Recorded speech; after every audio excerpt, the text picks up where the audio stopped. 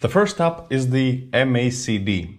Now, I'll start by telling you what it is, but we will start very technical, and there are going to be a lot of nerdy terms which you do not really need to write down or memorize, but I think that you need to hear them at least once. So please stop taking notes, and I will let you know when you can continue taking notes. All right, let's add the MACD to our chart. So here, depending on your platform, each platform might offer you different types of MACD, but in ProRealTime, and once again, I really hope that you are using ProRealTime, the one that we are looking for is the MACD line. Click Add, and here it comes. Now, a window with settings shows up, and it offers the stock settings 12, 26, 9, and close. These are, of course, and the scale type is the linear scale. And this is the stock setting for the MACD, and for the time being, this is the one that I recommend using. And later on, when we dive into more actual trading rules and signals, I will give you custom settings for the MACD, as well as the other indicator, the stochastic. All right, so here it is. And as you can see, it took about half of the screen. For this reason, I like to increase the number of candles that I can see in the screen so that it looks a lot more convenient. So this is about right. This is the way I look at my chart, and this is the amount of candles that I like to see with the MACD, since it takes up so much space. Now, the MACD itself, it's very customizable. You can add different color zones, remove color zones, and I personally prefer to take out this color zone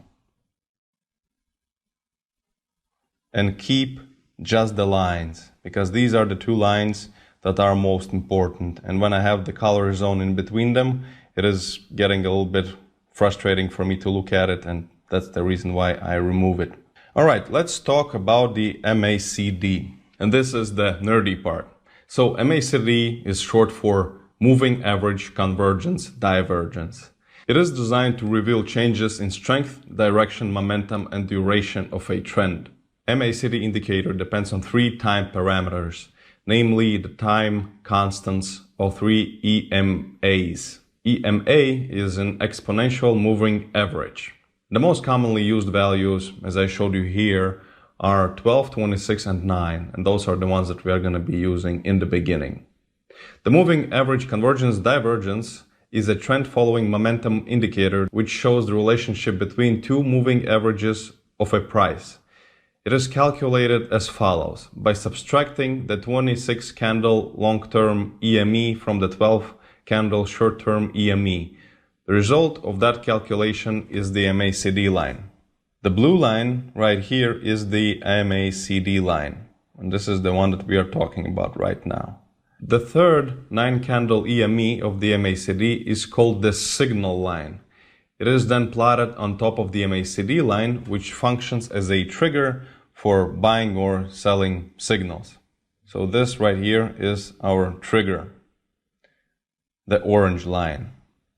So once again, MACD line, the blue one, orange line is the trigger line. So for that, of course, you just need to know how to use it, what are the custom settings, and you must be aware of the downsides, the cons of the indicator, so that you avoid the situations in which indicator is not very good. Just remember that your main job right now as a person who is learning trading is to take this much of information and turn it into this much of information that you're actually going to be using for your money trading. So don't bother even going to the internet and learning about how is the MACD calculated. To be honest, never cared about it, neither should you. All right, let's talk about the things that are actually important so you can start writing again.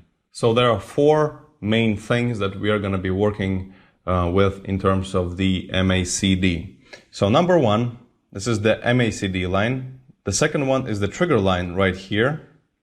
Then we have the 0 line, and this is this one right here, which goes across the MACD. And then we have the values of MACD. And these you can see right here on the right side.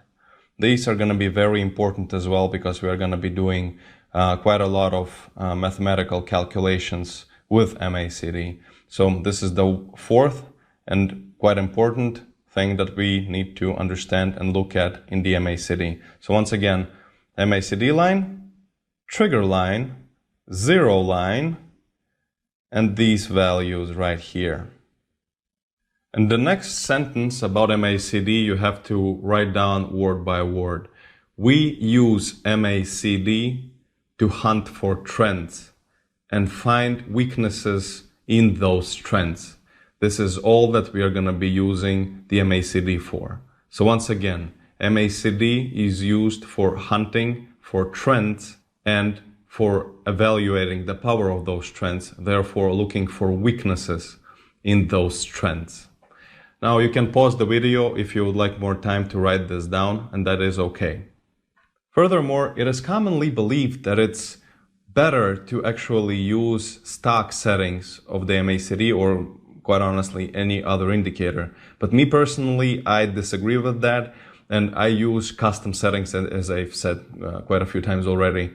And the reason for that is the custom settings that I came up with and that I tested and that I work with right now until this day, they allow the MACD to look a lot less hectic.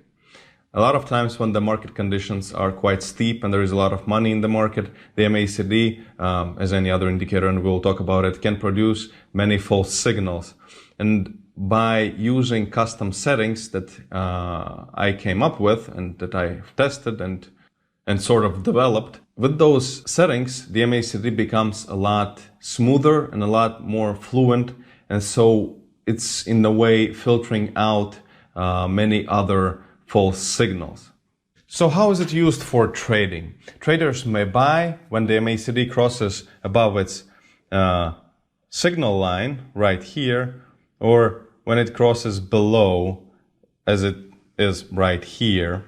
Moving average convergence divergence indicators can be interpreted in several ways, but the most common methods, well, widely believed methods, are crossovers, divergences, and rapid rises and falls. However, I do not use MACD precisely as it was intended to be used. Crossovers, divergences, and rapid rises and falls. From this list, I only pay attention to one thing, and that one thing is the divergency.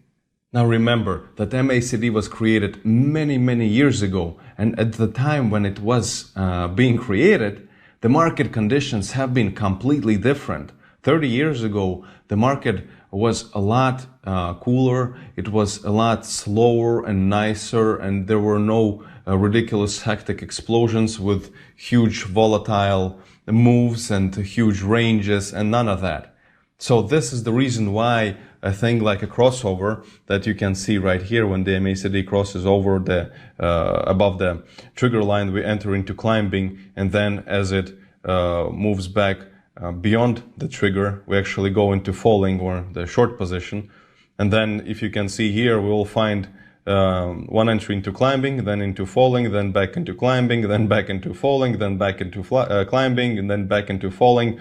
And most of these trades will end up being negative trades. When I read online that somebody actually still tries to trade with MACD in the way that it was originally intended to be used, I really think that it is quite sad that somebody is still trying to use it in this method, and I wish them all the best and best of luck.